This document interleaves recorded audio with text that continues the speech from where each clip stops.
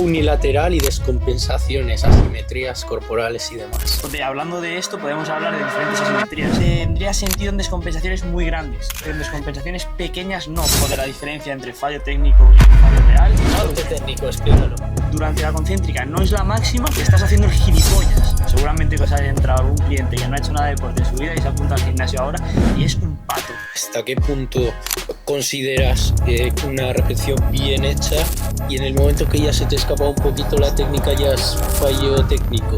¿Cómo distinguís entre pauta RIR 0 o fallo técnico? Que pautes fallo en vez de RIR 0 no te va a generar más hipertrofia. Y vamos a criticar a los putos híbridos. Bueno, a ver, vale, sí es verdad que híbridos quiero y no puedo. Es más moda que otra cosa. Que dicen que son atletas híbridos, solo son gente mediocre en ambos deportes. Pero el atleta híbrido es un Navy SEAL, por ejemplo. Bienvenidos y bienvenidas al episodio número 11 de Un Café con Natis. Hoy un capítulo muy interesante. Traemos temas jugosos. Por un lado, trabajo unilateral y descompensaciones, asimetrías corporales y demás. Después veremos qué más vamos a ver. Vamos a hablar un poco de la diferencia entre fallo técnico y fallo real y cómo gestionarlo. Y vamos a criticar a los putos híbridos. Vale, pues empezamos. A ver, primero, trabajo unilateral, ¿no? Partimos de ahí. Sobre todo, pues eso, en gente con descompensaciones y que se le pueda notar, por ejemplo, un brazo más desarrollado que el otro, una pierna más desarrollada que otra, que por cierto se suele ver más eso en extremidades, yo creo, sobre todo. Sí, es difícil tener... Bueno, si no es igual, más difícil de solucionarlo encima. Un pecho mejor que otro ya es un poco lata algunos ejercicios. Ya, porque hacer unilateral de pecho... Sí, bueno, de dorsal en verdad ni tan mal, pero bueno. Pero no se suele ver un pecho más A ver, grande suelen que ser otro. grupos musculares también un poco más grandes. Por ejemplo... Es más difícil distinguirlo. Sí. Entre un bíceps y otro bíceps pues vas a ver un poco menos diferencia. Seguramente sea el brazo dominante versus no dominante, un poquito que vaya acompañado de flexores y extensores de codo. A mí el dorsal lo tengo distinto, tío, pero es que se me inserta distinto, yo creo. Es anatómico. Sí, a mí también un poco. No puedo corregirlo. Claro, no, eso yo también. A ver, es muy difícil que alguien sea 100% asimétrico. Justo es lo que iba a decir, que hablando de esto podemos hablar de diferentes asimetrías. Asimetrías funcionales, en cuanto a nivel de funcionalidad, que es más relación anatómica. Asimetrías estructurales en cuanto a nivel de fuerza, ¿no? Y asimetrías visuales, que a lo mejor no son tan anatómicas, pero están ahí. Guay, pues dale. ¿Qué digo? Bueno, a ver, básicamente lo que veníamos hablando de esto se nos ha ocurrido porque tú has dicho que has visto un reel de Cuba. Ah, vale. Cuenta un poco de ahí el reel de Cuba. Bueno, más bien viene de Jordan Peterson, ¿no? De JP. Que él comentaba que trabajar primero, cuando hacemos trabajo unilateral, trabajar primero el lado bueno, el lado fuerte. Entonces, imaginaros un curl de bíceps unilateral y hacemos con el lado bueno, nos salen 10 repeticiones. Descansas entre un lado y el otro unilateral y te mentalizas a full de que ahora con el lado malo tienes que intentar hacer las 10 repeticiones que has conseguido hacer con el lado bueno. Que seguramente no vas a poder, por eso es tu lado débil. Pero haces una mini pausa y a modo de rest pause o mio-rep, esperas, imagínate que te salen 8. Pues haces esa mini pausa para que te salgan 2 o 3 repeticiones más. Y creas una mini rest pause, digamos, con el lado malo para pillar al lado bueno. Entonces, lo que normalmente se suele decir en este tema, o lo que más se escucha es, haz primero el trabajo del brazo malo, ¿no? Y traemos el debate de hacer primero el lado bueno. Yo voy a hablarles de la práctica, ¿no? Al final, no sé si los tres, yo hablo por mí y creo que vosotros también, pautamos siempre que se haga el lado débil primero, ¿no? Sí. ¿Vale? O sea, ya para empezar...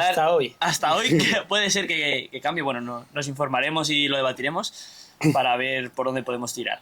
Vale, sí que es cierto que yo a modo de mi caso práctico, sí que trabajando primero el lado débil y luego el lado dominante o el lado fuerte, sí que he conseguido arreglar esas descompensaciones a nivel de fuerza, ¿vale? O sea, a nivel de fuerza sí que me ha ido bastante bien. Sobre todo me pasaba mucho en el curl predicador, en el ejercicio en el que más me pasaba, que tenía siempre una diferencia de unas 2 repeticiones del lado derecho respecto al lado izquierdo. Entonces, empezando primero por el lado izquierdo, ya he conseguido igualarlo. De hecho, descanso ya menos entre un brazo y el otro y consigo sacar las mismas repeticiones. He probado hacerlo de ambas maneras, empezando primero por el derecho y luego por el izquierdo, que en vez de como lo hacía antes, empezando por el izquierdo y luego por el derecho, y el resultado es el mismo. He conseguido establecer las mismas repeticiones. Es que igual el tip de Jordan Peters y Cuba es para atletas muy avanzados, Sí, puede que serlo. tengan una capacidad de foco muy buena y esa intencionalidad con el lado malo de darlo todo en esa serie, ¿no? Yo estoy un poco contigo porque en realidad me gusta este consejo del lado bueno primero y luego hacer una rest pause. Habría que aplicarlo y ver cómo funciona ya en un largo plazo. Pero es verdad que yo he hecho lo contrario hasta ahora y donde más lo noto es en el hombro, porque llevo años priorizando los hombros. O sea, durante años ha sido un grupo débil para mí y encima quiero que sea un punto fuerte, no solo compensarlo con el resto del cuerpo, sino que sea un punto fuerte. Entonces llevo años priorizándolo y elevaciones laterales, unilaterales y demás siempre empiezo con la izquierda. Y llevo 2-3 años haciendo esto y ahora mi deltoides lateral izquierdo es mejor que el derecho, habiendo empezado con el izquierdo, que al principio era el malo, ahora ya no lo es, pero a nivel visual, no tanto a nivel de fuerza los llevo bien simétricos, pero a nivel visual sí que creo que tengo el lado izquierdo un poco más desarrollado que el derecho, y esto no viene de base, de que siempre haya sido así, viene de que llevo 2-3 años empezando con el lado izquierdo, entonces esa es experiencia y se puede ver, o sea, no hay fallo. A ver, o sea, yo también lo he hecho así durante mucho tiempo y a día de hoy también lo hago, intento en los brazos, tengo uno que me mide 1 centímetro más que el otro y lo aplico literalmente como decimos, ¿no? Primero el lado débil y luego el lado bueno, que no solo lo hacemos en nosotros, sino que lo que hablamos, ¿no? Lo decimos a la gente que tenemos en el equipo, pues les decimos, oye, para las descompensaciones esto. Pero creo que tiene sentido lo del Cuba a nivel de que yo lo he pensado varias veces y digo, vale, estoy como haciendo primero con el lado malo y luego con el bueno lo que hago es me quedo en las repeticiones que he hecho con el lado malo. Pero luego bastantes días he pensado, vale, pero es que entonces mi única misión aquí está siendo igualar mi lado malo con el lado bueno, pero no estoy mejorando. Es decir, igual con lo que dice Cuba, lo que sí que puedes hacer es mejorar tu lado bueno, porque le estás llevando a un extremo más grande, y luego con el lado malo, pues mínimo estás acumulando las mismas repeticiones efectivas que con el lado bueno. Entonces, bueno, creo que tiene bastante sentido, porque es como que no te estás frenando, o sea, no estás frenando el crecimiento de tu brazo derecho para que tu izquierdo lo iguale, sino que estás haciendo crecer tu brazo derecho, pero tu brazo izquierdo poco a poco le va a ir comiendo terreno en esa carrera, ¿no? Entonces, la verdad que creo que a partir de hoy seguramente lo empiezas a hacer. Sí, eso iba a decir. Yo aquí sí que difiero un poco de vosotros, porque al final es lo que hemos dicho siempre. Para priorizar, ¿vale? Siempre hemos dicho de acumular volumen de trabajo efectivo, series, repeticiones, carga, ¿vale? Entonces, si tú estás potenciando más tu lado bueno, ¿vale? Y dejando el otro que falles, hagas mioreps, como bien te dice Cuba, y lo iguales, ¿vale? Creo que esto tendría sentido en descompensaciones muy grandes, pero en descompensaciones pequeñas no, y sobre todo a nivel de factor estructural, factor mecánico de fuerza, ¿vale? ¿Por qué? Porque tú al final no creo que exista una diferencia tan grande en cuanto a nivel de fuerza de un brazo al otro, por ejemplo, para que estamos hablando de los brazos, en un curl predicador que te vayas a quedar a lo mejor a 4 repeticiones, ¿vale? Entonces, es decir, te vas a acercar bastante al fallo, lo suficientemente como para que se vea beneficiado también de este trabajo el lado dominante respecto al no dominante. Entonces, creo que eso ya sería rizar mucho el rizo y sí que tendría un poco más de cabida en asimetrías más grandes. Pero lo que son acumular volumen de trabajo y priorizarlo, creo que yo me quedaría haciéndolo así porque creo que, hablo en mi caso, he visto resultados y en bastantes de mis clientes también. Entonces creo que es una metodología de trabajo que sí que llega a funcionar. ¿Que pueda funcionar la otra también? Seguramente que sí, pero yo la aplicaría en casos ya de descompensaciones más tochas. Yo estoy un poco con Sergio. Yo sí que creo que, o sea, por ejemplo, aunque yo haya visto por experiencia propia que ahora mi deltoides lateral izquierdo es un poco más grande que el derecho, sí que creo que puede deberse a que no he dado mi 100% con el derecho. Entonces, un poco por hacer metáfora, es cuando tienes una clase de niños y el profesor se adapta a los niños más tontos de clase y los que son los niños más listos no están aprovechando esa clase porque el profesor se está adaptando a los de menor nivel. Entonces, cambiando este chip, que repito, yo creo que sirve para atletas ya avanzados. Sí. O sea, nosotros o pues eso, culturistas que compitan, etcétera. Pero para muchos de nuestros clientes yo me quedaría con el lado malo primero. Pero habiendo puesto esa metáfora de los niños de clase, Sí. creo que sí que podría haber potenciado más mi lado derecho aplicándolo de esta forma. Y al final esa mini rest pause puede ser de 2 repeticiones. O sea, es más, si es tu lado débil, imagínate que con el lado bueno has hecho 10. Con el lado débil podrías hacer 11 o 12, porque como es tu lado malo, no te importa hacer un poco más.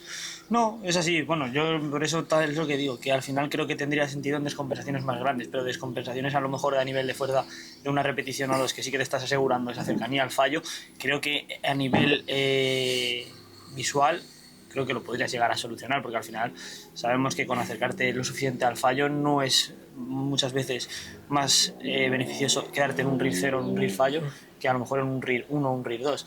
Entonces creo que si estás cumpliendo esos más o menos esos principios en ambos brazos, te estás asegurando una hipertrofia bastante similar. ¿Y cómo corregir descompensaciones? Yo lo que estoy haciendo es hago por ejemplo el brazo, ¿no? Que es lo que estoy intentando hacer, unilaterales, y luego hago una serie más con el brazo malo.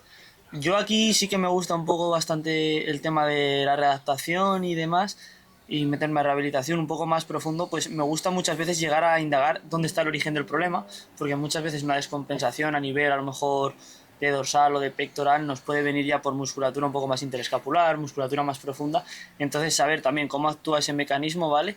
Es decir, por ejemplo, si tenemos una mala fijación del pectoral menor, que es bastante importante para colocar la escápula papel y boli, en una posición de tilt anterior, por ejemplo, creo que es más meternos en ese tema para corregir ese correcto funcionamiento de lo que sería el pectoral menor en este caso, ¿vale? Es una musculatura un poquito más profunda para colocar, por ejemplo, en un empuje el pectoral en una posición mejor, para evitar así que se nos anteriorice muchas veces, como es lo que hemos hablado varias veces con clientes, en tu caso, conmigo, en mi caso que nos ve, la anteriorización de la cabeza humeral respecto a un lado o al otro, ¿vale? Entonces creo que es muchas veces más, tenemos que ir al origen del problema y saber qué mecanismo va a hacer ese movimiento y centrarnos en el trabajo de esa musculatura objetivo como tal. Por ejemplo, muchas veces no somos perfectos y no todos tenemos las palancas perfectas para hacer todos los movimientos, sobre todo cuando nos metemos a hacer rangos de movimiento completos.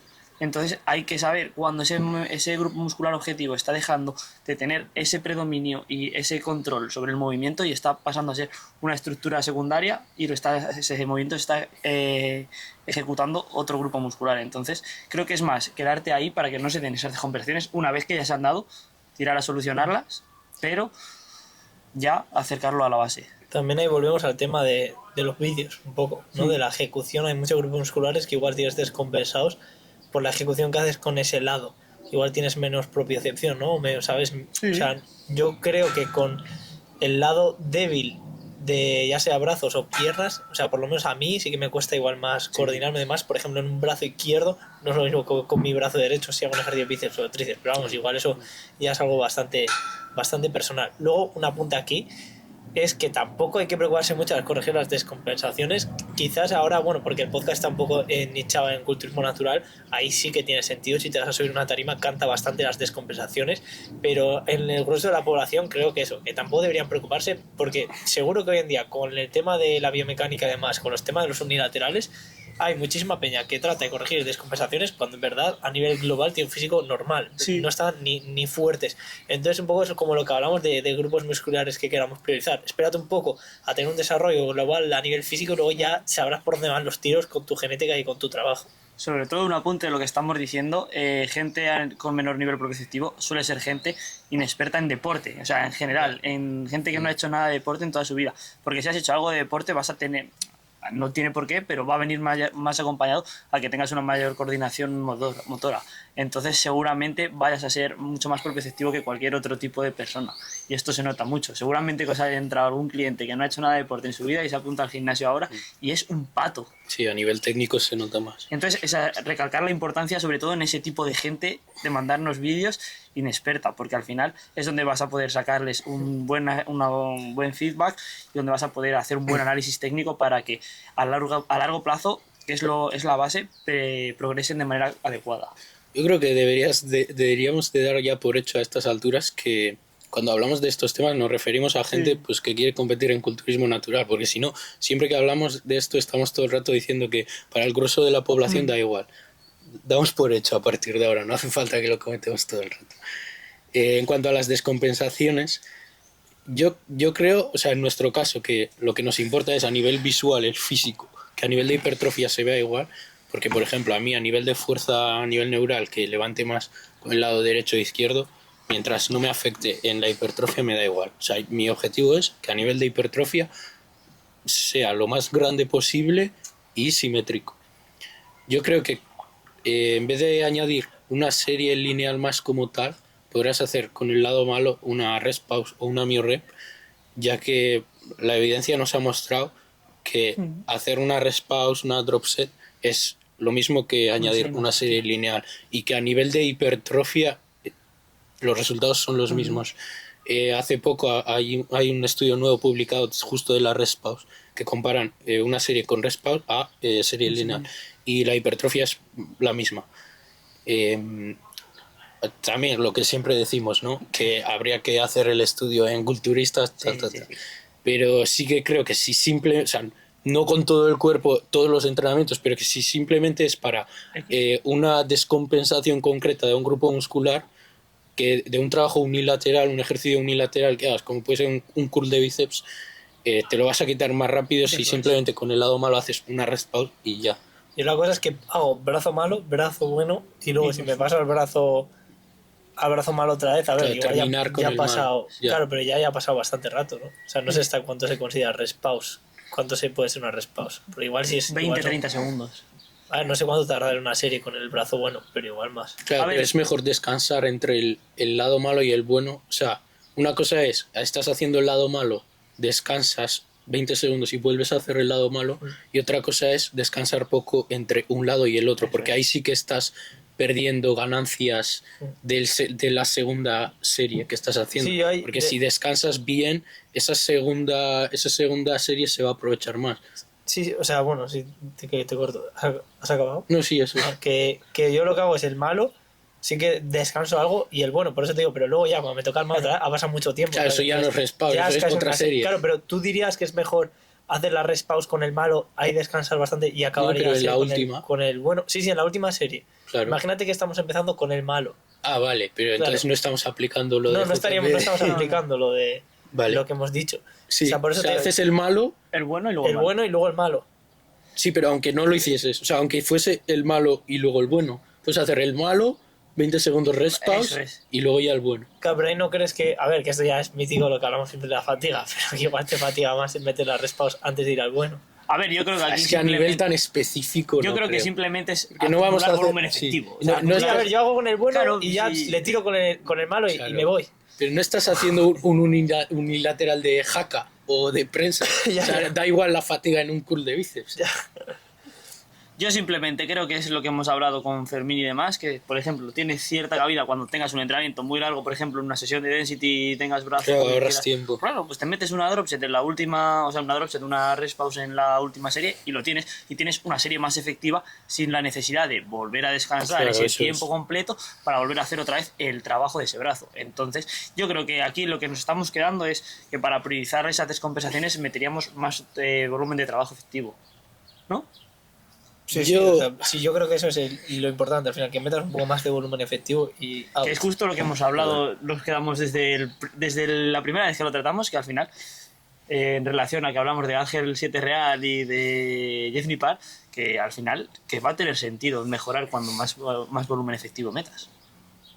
Yo a partir de ahora aplicaré el consejo de JP. Voy a probar primero con el bueno. Ya nos contarás de aquí a otros 11 podcasts.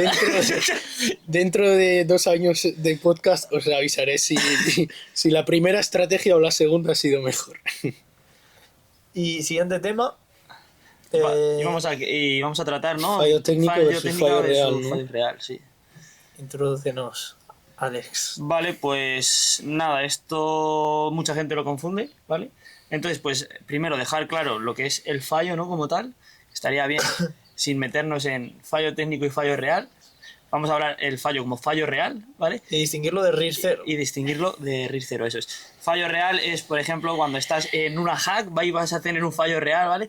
Y has subido ya la última repetición luchándola como un capullo, y la última repetición te calientas con tu colega, bajas otra vez, estás separando la lumbar de la hack, se te están levantando los talones, estás empujando con las manos arriba, ¿vale? Pues eso es lo que sería más un fallo real, es decir, un fallo que lo has conseguido con no solo con la musculatura objetivo a trabajar en ese ejercicio, es decir, has metido ya el cuerpo entero, ¿vale? Y un fallo técnico es cuando estamos sacrificando la última repetición, la técnica de esta ejecución motora que vayamos a hacer, es decir, de este patrón de movimiento. Por ejemplo, en un press de banca, pues a lo mejor la gente que sobre todo no tenga esa capacidad de aplicar tanta intensidad, a lo mejor estás empujando y ya estás levantando el culo, estás ahí clavando las escápulas, sacando más pecho por hacer esa hiperextensión lumbar, incluso perdiendo el contacto del culo con el mango. Entonces eso sería un fallo técnico. Y un RIR 0 es cuando tú sacas la última repetición y, bueno, sacas la última repetición y la otra sería ya hacer un fallo. Hacer un fallo técnico porque esa última repetición es la última que has hecho con buena ejecución técnica, ¿no? Eso es. Depende en qué serie, es bastante difícil de ver Sí. el fallo técnico realmente, porque hasta qué punto consideras una repetición bien hecha y en el momento que ya se te escapa un poquito la técnica ya es fallo técnico. Aquí yo creo que ya nos tendríamos que ir a dividir un poquito más entre rangos de movimiento multiarticulares, entre sí. patrones multiarticulares y patrones más analíticos, ¿no? Por ejemplo, en un peso muerto rumano, ¿vale? Por poner ese ejemplo, un fallo técnico a lo mejor es un RIR 3, un RIR 4. Ya cuando empiezas ya a perder la espalda. Justo estaba pensando en el peso muerto rumano porque yo lo hago. O sea, yo a mí mismo es que en realidad está relacionado con el otro tema que íbamos a hablar del RIR, ¿no? Pero Sí. bueno, yo mis entrenamientos como me los pauto a mí mismo son todos los ejercicios que yo tengo en mi rutina son RIR 0 menos el peso muerto rumano, ¿Sí? que lo tengo a fallo técnico. Bien. Y yo en realidad haciendo caña de pescar podría hacer 2 repeticiones más, pero podríamos decir que es un RIR 2 fallo técnico a igualdad de condiciones y paro ahí. Y justo el peso muerto rumano es el único ejercicio que lo tengo así porque el resto lo tengo a RIR 0. También es verdad que no tengo, por ejemplo, una sentadilla libre, porque lo hago en jaca. Entonces se puede hacer un RIR 0 real manteniendo buena técnica. Al no tener otros ejercicios libres, pues eso, no hago press banca libre o sentadilla libre, simplemente necesito esta variante del fallo técnico en el peso muerto rumano. Y yo en este caso lo aplico así. Vale. Aquí me gustaría añadir así una punta antes de que nos metamos un poco más en materia. El uso de artilugios que estamos viendo hoy en día, de herramientas, de cinturones y demás, nos permiten a lo mejor cuando estamos luchando esas últimas repeticiones que mantengamos esa capacidad real de ir al fallo, que el fallo técnico vaya a coincidir con el fallo más real. Claro, la estabilidad. Que eso es lo que me gustaría, eso es hacer matiz, que al final es uno de los principales mecanismos que miden la hipertrofia, que median la hipertrofia, la estabilidad de una serie. Entonces, por eso que muchas veces seguro que se han criticado y tal si os ponéis un cinturón en la hack, en la pendular, y al final me parece que es una muy buena herramienta que te va a aportar ese extra de estabilidad que te va a permitir luchar las repeticiones mucho más sin sacrificar la técnica. Yo lo recomiendo mucho, la verdad. O sea, a mí el cinturón ahora que lo estoy añadiendo en la hack, me parece espectacular. Un game changer. Sí. Como dice con la pierna es una locura, tío, el tema del cinturón, la verdad. Pero bueno, luego a la hora de la verdad lo pautas y la gente no se lo va a comprar o no va a querer llevarlo. Pero bueno, para los que nos escuchen seguro que muchos usan ya, Sí, para la gente que nos escuche sí que le haría falta. No, y seguro que muchos ya lo usan. ¿Y qué más? A la hora de pautarlo, o sea, ¿cómo distinguís entre pautar RIR 0 o fallo técnico? Yo por eso establezco siempre, con lo que comenté en el podcast de ayer, establezco siempre un mesociclo de tecnificación, ¿vale? En el cual me intento asegurar de que de que el fallo técnico coincida con el fallo real, es decir, que sea más o menos una correlación directa. Es decir, cuando ese patrón ya se empieza a degradar, pues a lo mejor le intento dar esas matices a esa persona, cuando a lo mejor en el bloque de tecnificación tengo un RIR 3 y ya se está viendo sometida a la técnica, pues le intento hablar de esa estandarización del movimiento para que al final lo podamos extrapolar cuando sea un RIR 0. Es que hasta que se aprenda a hacer la técnica correcta no existe el fallo técnico porque es la primera repetición de la serie. Entonces sí, lo primero importantísimo, conseguir una buena técnica y a partir de ahí sobrecarga progresiva. ¿Y luego un avanzado? Yo creo que en mi caso es buen ejemplo. Yo haría algo así. O sea, en un ejercicio como en un peso muerto, pues pautar fallo técnico. ¿Y de RIR 0 a fallo? Yo RIR 0 Yo la verdad, a la hora de verdad, la práctica, no ponga a nadie fallo, rollo. No le pongo fallo, pongo RIR 0. Pero tampoco creo que sea malo que un tío te intente una de bíceps última, una repetición de bíceps y no la saque. Que esa es la diferencia entre el RIR 0, que al final no intentas esa última que vas a sacar. No, pero a nivel programación es mejor RIR 0. Porque estás estandarizando un nivel de intensidad que sabemos que es óptimo para hipertrofia, es decir, que pautes fallo en vez de RIR 0 no te va a generar más hipertrofia, y si pones fallo no estás estandarizando porque el fallo puede ser distinto cada vez, y si pones RIR 0 sí que está estandarizado, que siempre vas a ir a RIR 0 con la misma ejecución en el mismo ejercicio, por lo tanto la sobrecarga progresiva seguramente sea mejor a nivel de progreso a lo largo del tiempo. Yo solo programo fallo cuando voy a programar una serie de alta intensidad después. Por ejemplo, en un fallo me gusta, por ejemplo, que llega al fallo sobre todo para acumular trabajo volumen de trabajo efectivo por ejemplo, en pecho, en una pec deck, en unos cruces en polea, sí que me gusta bastante. Al final, sobre todo, si lo estamos haciendo en estiramiento, pues que llegues y metas ahí a lo mejor 2-3 parciales y ya cuando estés fallando de verdad, que no lo estés moviendo, cojas, sueltes y bajes carga. Pero es eso, al final, si no vas a meter una serie de alta intensidad después, no le veo el sentido a meter un fallo como tal, porque al final no lo vas a estandarizar nunca, como dice Daniel. En ejercicios donde te puedas aprovechar de posteriores parciales, elevaciones laterales. Elevaciones laterales puedes seguir al fallo, y como cada vez el recorrido es más, te estás saltando el acortamiento y estás aprovechando más el estiramiento, esas parciales te siguen sirviendo. Y esa es una serie al fallo. Totalmente bueno. Hay mucha peña que hace parciales cuando les cuesta el estiramiento. Sí. Bueno, y ahora que estamos hablando de esto, vamos a hablar de la gente que hace esas parciales sin haber llegado al fallo, que es mucho. Claro. O sea, igual que hemos hablado de que para llegar al fallo técnico tienes que tener una buena técnica, para llegar al fallo y hacer parciales, primero tienes que aprender a hacer un RIR 0 real y luchar las series. No me sirve que en un RIR 3, porque por la velocidad de ejecución de la rep se nota que es un RIR 3, y de repente la próxima, sin haberla luchado, porque el hecho de no lucharla hace que en tu mente te creas que es un RIR 0, y no lo es. Si hubieses seguido luchando a muerte esa repetición, la sacabas. Entonces, primero grindear y que sea un RIR 0 real, y ahí ya parciales. Total. Pero no me sirve que sea un RIR 3 y empieces con parciales. Sí. Joder, pero la gente que pasa la parte del recorrido que más les cuesta y luego están ahí como luchando, en la que teóricamente la deberían subir fácil. La prensa. El tío ese que dijiste tú, que te fallaba en la prensa arriba. ¿No? ¿Qué coño? Si has pasado la parte de abajo, ¿qué vas a hacer arriba? Es bastante típico ver que la gente, cuando le empieza a demandar un poquito de esfuerzo, o corte esa serie o se ponga a hacer parciales. Claro, pero parciales, cuando te está costando estiramiento y estás haciendo parciales arriba, que ya te has pasado, entonces seguramente igual te saques una rep más. Y luego esto también se ve muy comprometido cuando la gente lo hace con mucha intencionalidad, porque yo no sé a día de hoy si se llegan clientes que hacen la fase concéntrica a velocidad lenta, que yo no sé en qué momento se ha puesto de moda eso, les han enseñado eso, que al final...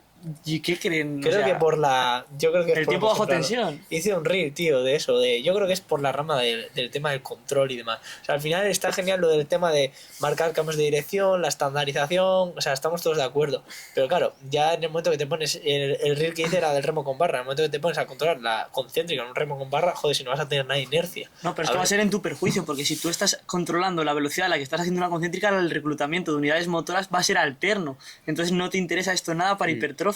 Estás echándote piedras sobre tu propio tejado. Ponte técnico, explícalo. A ver, tú cuando estás haciendo una serie, ¿vale? Que estás buscando acercarte al fallo, que es lo que buscamos para la hipertrofia, que estás buscando reclutar el máximo número de unidades motoras posible, ¿vale? Si tú estás haciendo una serie en la cual no te estás acercando al fallo, pero la intencionalidad de la explosividad durante la concéntrica no es la máxima, estás haciendo el gilipollas, ¿vale? ¿Por qué? Porque no estás reclutando las unidades motoras que te tocan. Entonces, ¿de qué me vale a mí que en un press de banca me está muy bien que me controle la excéntrica, pero si luego tú la concéntrica no vas a apretar los dientes como un cabrón y la vas a sacar volando, no tiene sentido a nivel de hipertrofia, porque no vas a conseguir acercarte a un fallo real y no vas a conseguir reclutar la totalidad de unidades motoras que tienes que reclutar para la hipertrofia. Pero Mayor al tensión final, mecánica. Eso es. al final, ese si te la sacas concéntrico, tú solo lo vas a ver. O sea, sin tener ni puta idea de fisiología, de unidades motoras o lo que sea, vas a ver que no la subes. O sea, porque es que como no apliques eso y te aproveches también de la inercia, es que no lo vas a subir. O sea, porque como te pongas pesos, que la puedes controlar tanto la concéntrica, sobre todo en ejercicios grandes, pues eso, un remo con barra, ¿no? Un remo penla, un press banca, lo que sea. Si lo puedes subir tan lento en la concéntrica, es porque es un peso que es irrisorio para ti y seguramente no te provoque ningún estímulo que te requiera adaptación, sino que vas a ir facilísimo, porque si no, no podrías. O sea, si no, o la sacas un poco volando o no puedes. O igual puedes 2 repeticiones. Sí, totalmente. Luego estaría bien, ahora voy a hacer un apunte para que lo guardemos para un podcast siguiente, el tiempo bajo tensión, diferenciarlo, porque mucha gente no sabe diferenciar el tiempo bajo tensión sobre lo que estamos diciendo. Se piensa que el tiempo bajo tensión que le va a generar esa hipertrofia muchas veces es en la excéntrica. Ya. Como O sea, aguantando demasiado. Eso es, que la gente aguantar demasiado la excéntrica. Se piensan que eso les va a generar más hipertrofia. Al final, sí que te va a generar un poquito más de hipertrofia, pero que tú tengas un control de la carga correcto. Se ha visto en estudios que una diferencia en una excéntrica de entre 3 segundos a 8 segundos no va a tener más beneficio la de 8 segundos o por encima de la de 3. Entonces, ¿tú qué tienes que hacer? Tener un buen control sobre esa carga, ¿vale? Hacer una excéntrica en la que estés marcando bien los cambios de dirección, tanto al final de la concéntrica como al final de la excéntrica, para estandarizarlo y no beneficiarte de esa energía elástica ni compensar con otras estructuras musculares que no te interesen. Aquí también nos podemos poner técnicos. Sí. La fase concéntrica, hay una proteína que no actúa, que es la titina. Actúan los puentes de actina-miosina en la fase de contracción. Si te saltases la fase excéntrica, estarías perdiendo la tensión pasiva que hay a nivel de miofibrillas. Esta fase excéntrica nos permite que la proteína esta, que actúa como de muelle al estirarse, la titina, también genere esa tensión pasiva que puede conllevar hipertrofia, que bueno, a nivel ciencia pues no sabemos al 100% cuánto sería esto, entonces más bien una hipótesis, pero lo que no tendría sentido es saltarnos la fase excéntrica por eso, porque estaríamos perdiendo esa tensión pasiva.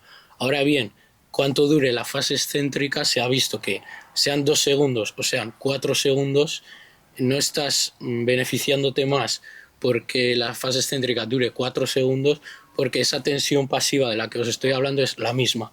O sea, no es como en una fase concéntrica que esa última repetición luchada durante 4 segundos, esa última repetición te aseguras de que active el máximo número de unidades motoras, porque al haberla luchado tanto, tu músculo ha requerido de todo lo que tiene para subirla. En la fase excéntrica esto no pasa. Simplemente con esa resistencia elástica de que actúe como muelle ya te genera la posible hipertrofia que te pudiese generar, pero porque tardes más no estás generando mayor hipertrofia. Eso es. Y luego también que si la cae a plomo, la excéntrica y no la aguantas, la tienes que subir. La tienes que frenar, que eso luego lo notas muchísimo a nivel de rendimiento. O sea, si te pones tú a no... Mucha gente os pasa vídeos haciendo una sentadilla, imagínate multipower o haka, como te dejes caer, luego lo tienes que frenar. Claro, o sea, no es... no, me dejo caer y así más fácil subir. Hostia, que lo tienes que frenar y lo tienes que subir. O sea, que al final, claro... Y que rebotar no te sirve de nada. Claro, también es eso, rebotes en las prensas pendulares y así, te estás comiendo parte del recorrido de abajo y al final muchas veces te comes parte del recorrido que más te va a dar, también en la banca, ¿no? Con ese rebote que mete la peña con el pecho. Sí. Si te va a costar más el estiramiento, pues nada, me estoy ahorrando 1/3 del estiramiento, que ahora lo estoy sacando con esa fase de rebote y esa energía elástica que me ha generado el cuerpo y la termino de cerrar. Bueno, claro que para powerlifting está de puta madre, pero claro, si luego quieres ponerte fuerte, pues joder, aprovechalo, aguanta la bajada. Si en resumen todo es, aguanta la excéntrica unos 3 segundos, marca bien los cambios de dirección y estandariza las cosas, y con eso vas a tener el 99% de todos los ejercicios. Eso es. Quedarse con eso, con lo que hemos hablado. Al final es el resumen de tener ese control y esa estabilidad y esa estandarización, y asegurándote que el movimiento lo está haciendo el grupo muscular objetivo. Que por cierto, nos hemos ido de las ramas. ¿Cuál era el tema? El fallo real versus fallo técnico. Ya ves, ¿dónde hemos acabado? ¿Y cuál toca ahora? Hemos explicado el concepto de ambos y el podemos hablar y ya estábamos hablando en cuanto a cuando los programaríamos, claro, sí, porque nos hemos dicho un poco bueno, yo me he quedado diciendo lo del fallo, que lo programo cuando voy a programar series de alta intensidad a posteriori.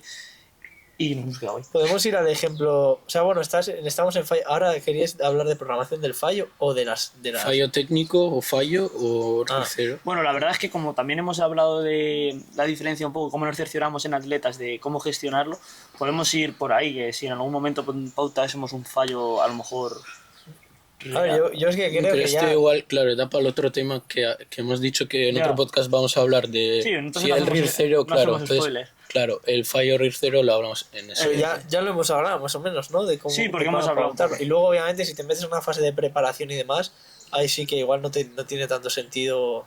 O sea, ya sí que no, si hay alguna duda, en una fase de preparación ahí sí que no te merece la pena que pases de un RIR 0. O sea, porque no... Y en muchos ejercicios seguramente te haga falta incluso un RIR 1 o 2, o incluso una bisagra de cara o algo, igual hasta más alto, pero bueno, eso ya es el debate que dices, ¿no? Fallo técnico ahí, lo que yo hago con el peso muerto. Lo de programar el fallo, ¿no? ¿Cómo lo haríais? A ver. A mí me ha gustado mucho el ejemplo práctico que ha dado antes Daniel, sobre todo para diferenciar entre un fallo técnico y un fallo real. O sea, en realidad las únicas opciones que se me ocurren para pautar fallos técnicos son ejercicios libres. No vas a pautar un fallo técnico en un curl predicador, no tiene sentido. Pero por ejemplo en el aductor, o sea, os pongo un ejemplo, se me viene a la cabeza hoy haciendo. Yo noto en plan que ya cuando voy igual aprieto y ya empiezo a compensar con todo. ¿Sabes? ¿En aductor? ¿Sí? ¿Consigues trampear mucho en aductor? Me refiero, pues temas de espalda o igual me he hecho más para adelante o, ¿sabes? Mierdas así. Intento fijarme lo máximo. Sí, pero bueno, también es porque estás perdiendo ese componente de estabilidad. Si a lo mejor siguieras estable, podrías llegar a luchar. Creo que muchas veces en ejercicios analíticos estamos perdiendo más la técnica por perder la estabilidad. Que porque hayamos alcanzado un fallo real. Cinturón también en el aductor ahora. Yo donde me noté mucho el cinturón, a lo mejor parece una tontería, es para bien en la leg extension y para mal en el curl sentado. ¿Qué quiero decir? La leg extension sí que me dio esas repeticiones de más, pero en el curl sentado me las quitó. Esas repeticiones... Sí, igual era porque estabas compensando, ¿no? Claro, eso es lo que te quiero decir, pero en la leg extension no me permitía compensar, ¿sabes? Pero en el curl sentado sí, al final te vas con la pelvis hacia adelante, pierdes el contacto de glúteo y lumbar y al final estás cerrando la repetición un poquito más fácil, porque estás cambiando la flexión de cadera. Sí, no, a ver, el tema del cinturón la verdad que es una bomba. La verdad que merece bastante la pena. Pero vamos, yo el tema fallo, la verdad que no suelo a la gente... Es que tampoco le suelo meter mucho técnicas tanta intensidad, la verdad. Básicamente centrarnos en estandarizar lo máximo posible y esa estabilidad en cada repetición para aprender a lucharlas hasta un RIR 0 real sin perder la técnica, porque no vale engañarnos con un fallo técnico y empezar a trampear las últimas repeticiones en un RIR 2, ¿no? En este tipo de ejercicios que estamos hablando. Ahí más bien entrena la capacidad de ir a RIR 0 con la misma técnica que la primera repetición, y ya el fallo técnico yo lo veo simplemente para ejercicios en los que realmente por que tu grupo muscular no lo aguante. O sea, es que el ejemplo que me viene a la mente es el peso muerto, porque a nivel lumbar seguramente no, ya te vuelvas una caña de pescar y puedes levantarla, pero has perdido totalmente la técnica. Y ahí, aunque hayas entrenado al máximo la estandarización y la estabilidad y demás, no hay, o sea, es fallo técnico. Vale, yo sí que voy a añadir aquí que sí que creo que a lo mejor pautaría como tal, van a decir talibán, pero sí que pautaría a lo mejor ese fallo más real en gente muy inexperta. Eso pensaba, porque si no, tío, creo que puede ser buena excusa el hecho de, cuando me salte la técnica, pues tío, yo creo que a veces es mejor tirar con lo que puedas y a tomar por culo. Pero aún así, si es gente inexperta, va a pasar lo que hemos hablado antes, de que en realidad ellos consideran que están fallando en un RIR 3. O sea, han hecho una repetición a RIR 3 y la próxima, en vez de lucharla, han hecho parciales o han fallado, yo qué sé, haciendo mucho balanceo o lo que sea, perdiendo la técnica. Yo justo tengo un par de chavales jovencitos de 16 años que, madre mía, son unos capullos, tío, porque mira que les he intentado dar la diferencia en la educación de un fallo real y un fallo técnico, tío, y se siguen metiendo en el peso muerto, tío, y me siguen haciendo un fallo real como lo hacían el primer día, tío. Les estoy pautando un RIR 2. Esos son los duros, tío, pero eso se agradece, igual que en el remo con barra, tío. Cuando están ya de pie casi, tío, y siguen tirando, digo, no, pero que ya no me sigas tirando, ¿sabes?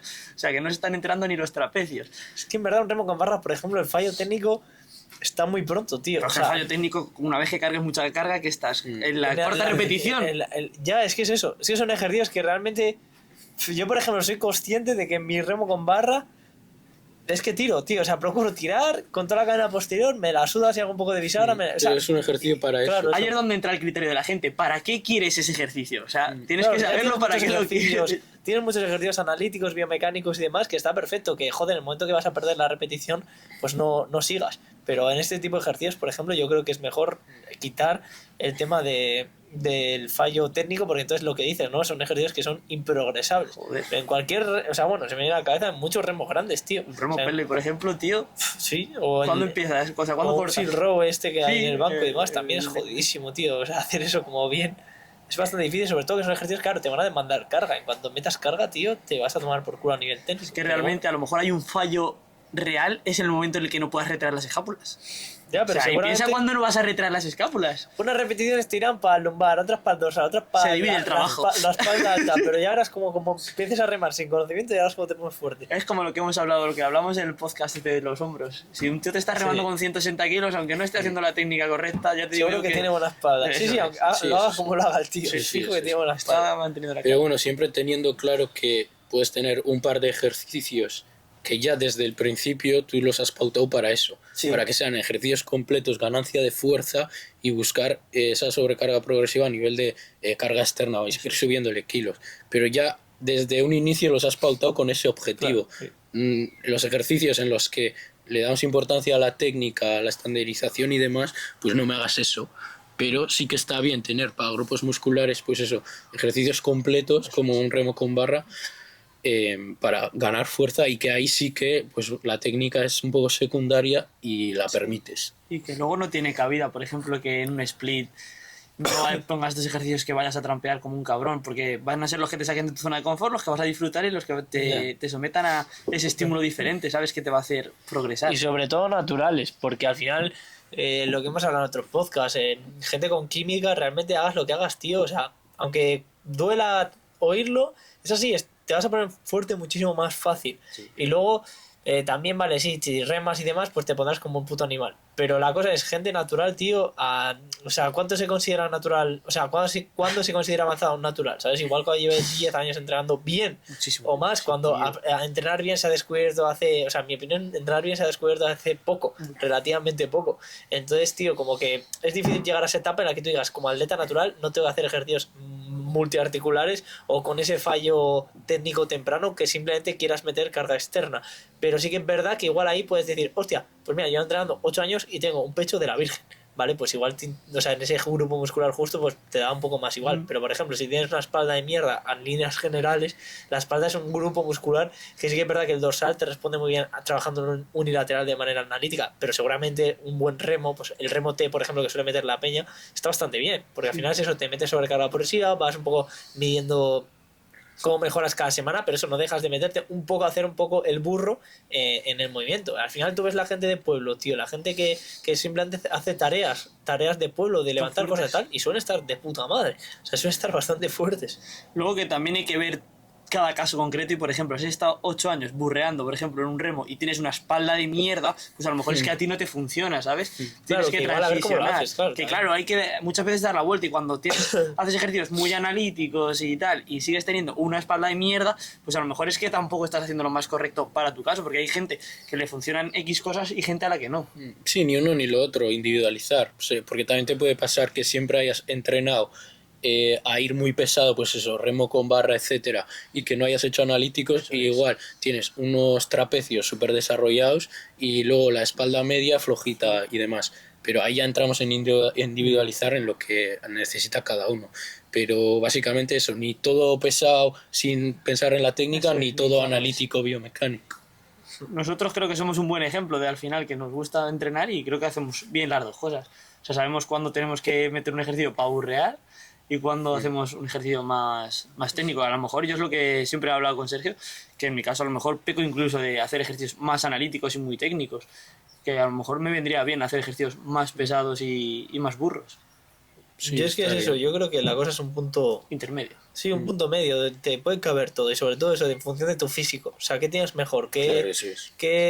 Sí, por ejemplo, en el peso muerto, eso, ¿cómo no vas a perder la espalda en esa última repetición? Porque entonces, si la haces perfecta, es lo que hablábamos, igual te quedas a un RIR 4 o 5 Sí, todavía. tienes que manejar una carga de mierda. Sí, al final es que hasta qué punto te comes. Pues un tío que igual no ha hecho una bisagra de cadera en la vida, pues tío, que se le doble la espalda. Si también está para eso la espalda, no te va a pasar nada por si te doble. Igual lo peor que te puede pasar es que no te duela luego en casa. Y, o sea, que no te duela porque ya le estás haciendo unos erectores espinales de puta madre. Entonces creo que eso, que sobre todo en gente que, aunque quiera competir, porque también esto igual lo ve gente que quiere competir, pero yo he entrenado 3 4 años, hostia, pues tampoco hay que rayarse porque se te duele un poco la espalda o porque en este ejercicio trampees un poco, porque seguramente se te ponga fuerte algo. Es lo que creo que lo subí hace poco Fermín, de que no, hostia, no vaya a ser que en este ejercicio involucres más el trapecio y se te ponga algo fuerte el trapecio. Y también esa mentalidad me mola de, hostia, vale, se te está metiendo el trapecio un poco las elevaciones laterales, hostia, no vaya a ser que se te ponga fuerte, ¿sabes? O sea, que vale, que no tiene que ser tu musculatura limitante el trapecio un ejercicio que no es el objetivo, pero que no pasa nada por si se te ponga un poco fuerte. Eso es, tío. Y que sobre todo es eso, que aunque estés burreando, cada día busques seguir burreando, pero con un poquito mejor de técnica. Al final es lo que es el progreso real, ¿sabes? No es el progreso solo los kilos en la barra, es que sí, que estás remando con 120 kilos y a lo mejor al mes siguiente estás con 130. Intenta que mantener la técnica que estabas haciendo con los 120 en los 130 o incluso mejorarlo un poquito. Claro que eso también es sobrecarga progresiva. Eso Si tú es. estás levantando 120 a 8 repes con una técnica sin más y tú te apuntas, vale, la semana que viene hacerlo, pero mejor. Y haces 120 por 8, pero lo haces con mejor técnica, ya has progresado. O sea, no te hace falta que le subas kilos todas las semanas o que le subas repeticiones. Y es más, en muchos ejercicios analíticos va a ser hasta bastante jodido. Pero eso, que el progresión a nivel técnico también cuenta. Claro, pero al final todo se basa en que está dentro de la programación. O sea, no es al azar un ejercicio haciendo el burro y otro ejercicio muy técnico. O sea, teniendo en cuenta la programación individualizada y qué ejercicios, pues en algunos tendrás que hacer el burro, en otros tendrás que ser más analítico, pero respetando pues la planificación. Totalmente de acuerdo. Yo creo que este tema, bueno, Bien. ¿Qué tema queda? Último tema. El de los híbridos. el de los híbridos. Sí, pues no sé cuándo llevaremos. Llevaremos 50 igual, unos 50 minutos. Bueno, tema híbridos. Yo quiero aquí abrir melón. O sea, partiendo de la base que para salud creo que está mucho mejor que lo que hacemos nosotros. O sea, ¿Híbrido o entrenamiento concurrente? Que vamos a tratar. bueno, a ver, vale, sí es verdad que híbrido es un quiero y no puedo. En entrenamiento concurrente podemos hablar de qué es lo mejor, ¿no? Para todo el mundo. Pues meter algo de fuerza, algo de cardiovascular, con distintas intensidades y bueno, lo que se recomienda, incluso un poquillo más. Pero el tema híbrido yo creo que es más moda que otra cosa. Y es lo que no, o sea, no es criticar, pero sacar a debate, ¿no? De por qué creéis que la gente ahora se está subiendo un poco al carro. Yo creo que quizás es como las olas del pádel, las olas del CrossFit, ahora es la ola del atleta que corre y el atleta híbrido. Quizás incluso estamos ya tornando de un atleta híbrido a un atleta que solo corre. Sí. O sea, que yo creo que el running es algo que está pegando de la Sí, hostia. es verdad. Y bueno, yo creo que son modas bastante cíclicas y al final se ve mucha gente híbrida. Luego realmente yo creo que es un poco, me subo la mierda hasta, ¿cómo se llama? La aplicación Strava, que vale, está muy bien, pero te la subes a Instagram, te compras la última ropita, te subes tus cosas de híbrido y a ver, igual llevas 2 días, tío. Que es que yo creo que el running igual hay más postureo que lo que viene siendo en el gimnasio, tío. Que la peña es como, ahora salgo a correr y subo una fotillo, mi Strava, mis Pero cojones, luego sube vas a ir cuánto correr. haces el kilómetro. A 7 minutos. ¿Estás andando o qué? Tienes la suerte de que yo no sé interpretarlo, que si no traería aquí las capturas y lo enseñaría. Pero nada, tío, es eso, que yo creo que son un poco modas y que al final no vas a ser bueno en nada. O sea, porque es que no vas a ser bueno en nada. Ni vas a ser el mejor corriendo, ni vas a ser bueno en culturismo, ni hostias. O sea, al final es un poco cuál es tu objetivo. Porque yo creo que mucha gente es simplemente eso, llamar la atención. Un poco Sí, a nivel de, nada, pues mira, de repente me baso mi personalidad en esto porque veo que mucha gente lo está haciendo. Y luego realmente yo creo que incluso puedes encontrar, que igual me equivoco, cierto vacío a nivel de no estoy rindiendo bien en nada, ¿sabes? Pero porque tienen el perfil de Instagram bonito. Sí, Que es una a ver, fiebre, que ¿sabes? a Hoy nivel en de salud día. está bien, Sí, ¿sabes? sí, pero... a nivel deportivo, si tienes una ambición deportiva, o sea, sin más. Pero con cuánta gente hablas y a lo mejor luego le está sacando el tema y te está diciendo que no le gusta de verdad, que lo hace a lo mejor porque lo hace su amigo, que lo hace porque está de moda, ¿sabes? No una moda. Claro, pero Porque- entonces que lo tengan claro. Yo sí creo que es una moda, tío. Porque si te lo tomas como un deporte en el que tú quieres tener el máximo rendimiento posible, ¿cuál es el objetivo? O sea, si eres atleta híbrido, ¿qué quieres? ¿Competir En culturismo y ¿En qué? competir En culturismo y en running. O sea, ¿quién hace? A Mario Gómez, tío, estaría guapo que lo hiciese nuestro amigo Mario. ¿Pero quién hace eso? O sea, hay dos gatos. O sea, en realidad los que dicen que son atletas híbridos solo son gente mediocre en ambos deportes. Pero, Buena frase. Está bien, sí, sí. pero seguramente no han competido ni en uno ni en otro. O sea, es más a nivel de hobby. Un Claro. atleta híbrido es un Navy SEAL, por ejemplo. Es Al un final, atleta híbrido, mira ¿sabes?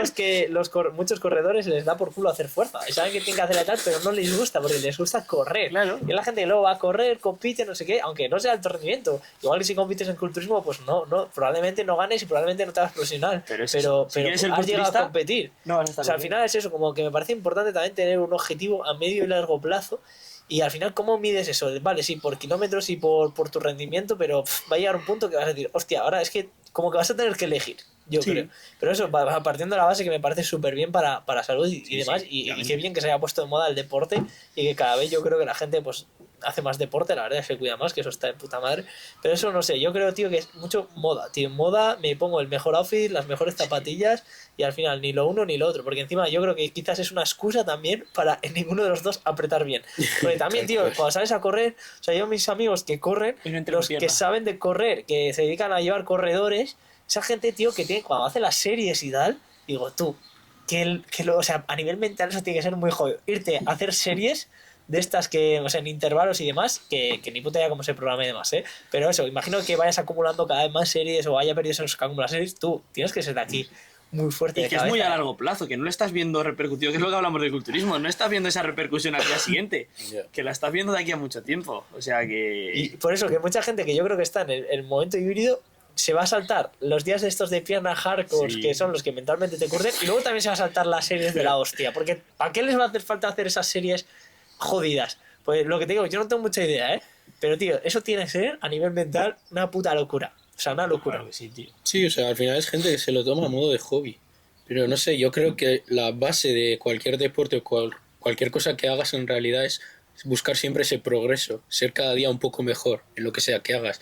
Y si eres atleta híbrido y quieres ser bueno en ambas disciplinas, culturismo y running, va a llegar un punto en el que no avanzas ni en uno ni Así en el otro. Y ahí estás rompiendo toda la base del progreso. O sea, te tienes que centrar en uno.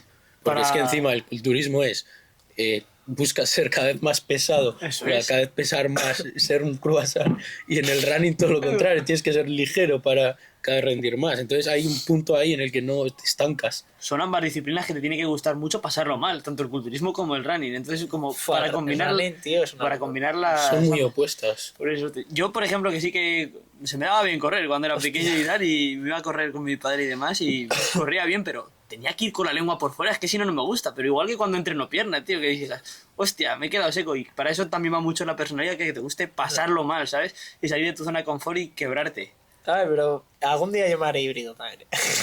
pero es eso, cuando me la sude, tío, cuando me busque salud, tío. O sea, creo que el objetivo de ser híbrido es buscar salud. Ya está, pero realmente, ¿cuánta gente joven debería buscar salud? Que eso es un buen debate. Creo que es mejor que no busques salud y busques algo que te dé un propósito Eso es. y una misión Progreso. que salud. Porque, tío, yo siempre la salud y lo he visto como, imagínate que tú tienes una tabla, yo qué sé, como que tú tienes un cuerpo que le puedes hacer 20 heridas. Pues me parece que tú cuando llegas al final de la vida es mejor que le hayas hecho 19 heridas a que no hayas hecho ninguna. Y no sé si me explico, Sí, pero sí, que sí. al final, aunque hagas cosas que te jodan y demás, pero vas gastando tus Sí, lo balas por tener una disfrutas. vida un poco mejor y una vida, eso, que no sea todo salud, porque si tú buscas la salud entera, al final te vas a quitar de absolutamente todo. Y al final no vas, lo que hablamos, es que ningún deporte al alto rendimiento o a un rendimiento un poquito más diferente de lo habitual es saludable. O sea, ninguno, tío, porque el gimnasio, siendo realistas, igual te merece más la pena que hagas un movimiento funcional, de cadena cinética abierta, no sé qué, te metas a esta máquina para hacer este puto ejercicio para el dorsal. Así O sea, es, tío. objetivamente es mejor lo otro para nivel de salud.